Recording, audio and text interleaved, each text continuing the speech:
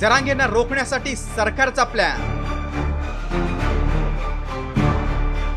जरांगेंच्या इशाऱ्यानंतर सरकारची धावाधाव.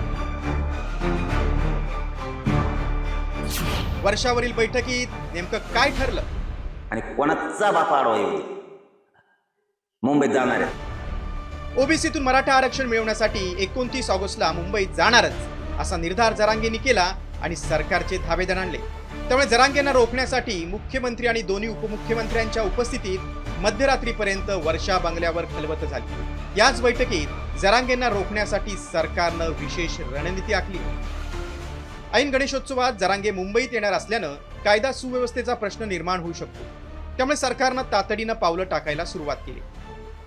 भाजपचे मंत्री राधाकृष्ण विखे पाटील यांच्या अध्यक्षतेखाली 12 सदस्यीय उपसमितीची स्थापना केली. ही समिती मराठा समाजाच्या सामाजिक, आर्थिक आणि शैक्षणिक स्थितीबाबत आढावा घेणार आहे. त्याबरोबरच मराठा कुणबी प्रमाणपत्रांविषयी शिंदे समितीला मुदतवाढ देण्याचा निर्णयही घेतला जाण्याची शक्यता आहे. ग्राफिक्स मंत्रिमंडळाची उपसमिती स्थापन केली असली तरी जरांगेंनी मात्र आपल्या मूळ मागणीवर बोट ठेवून सरकारला इशारा दिलाय. तर भाजपच मराठा समाजाला न्याय देईल असा विश्वास मंत्री आशिष शेलारांनी व्यक्त केलाय. हैदराबादचं गॅझेटियर आहे 17 संस्थांचं, याच्यासाठी तुम्ही मंत्रिमंडळाची बैठक बोलवा, त्याची मंजुरी द्या, त्याची अंमलबजावणी करा. केसेससाठी कॅबिनेट बोलवा, तुम्ही केसेस मागे घ्या, बलिदान गेलेल्या कुटुंबाचा विषय मार्गी काढा. तुम्ही सगळ्या सोयऱ्यांची अधिसूचना काढली होती, त्याची अंमलबजावणी कॅबिनेट बोलून, राज्य मंत्रिमंडळाची बैठक बोलून त्याला मंजुरी द्या, ते लागू करा. हे कामं करा हो. अशी दिशाभूल आणि लोक असे येड्यात काढायचं बंद करा तुम्ही लोकांना. मराठ्यांच्या आमच्या मागण्या ज्या आहेत ना त्याची अंमलबजावणी देऊन त्याच्यासाठी बैठक घ्या. बाकीच्या गोष्टी ऐकण्यात आम्हाला रस नाही, आनंद नाही, आम्हाला त्याच्याकडे डुकून बघायचं नाही. मुंबईला आम्ही येणार, तुम्ही जर अंमलबजावणी नाही दिल्या तर. माननीय चंद्रकांत दादांच्याच मार्गदर्शनाने मुख्यमंत्री देवेंद्रजींनी दोन्ही उपमुख्यमंत्र्यांशी बोलून ही समिती जाहीर केली आहे. त्यामुळे माननीय दादा चंद्रकांत दादा पाटील यांच्याच मार्गदर्शनाने समिती बनली आहे. बघा, मोर्चा आणि आंदोलन करण्याचा प्रत्येकाला अधिकार आहे. याच्यावर अजून मी काय बोलू. राज्य सरकार आपलं काम करते.